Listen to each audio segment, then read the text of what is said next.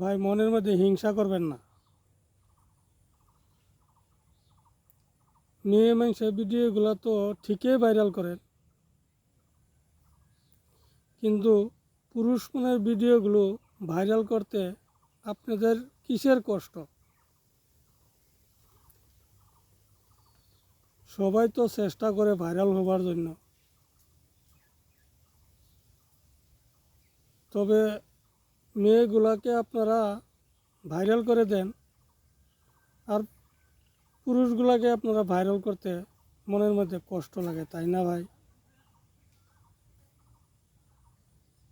ভাই একটা মেয়ে মানুষে যতখানি কষ্ট করে ভিডিও বানায়, একটা পুরুষ মানুষও অতখানি কষ্ট করে ভিডিও বানায়।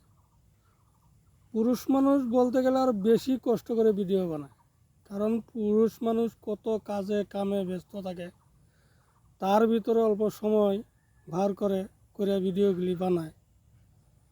তা আপনারা তারার মূল্য দেন না কেন ভাই?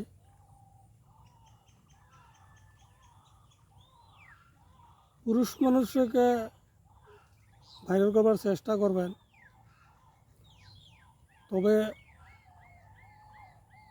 পুরুষ মানুষের মনে আগ্রহ জাগবে, উৎসাহ আইবে,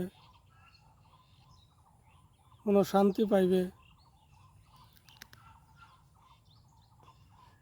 তাই ভাই বলছি, পুরুষ মানুষকে ভাইরাল করবার চেষ্টা করবেন।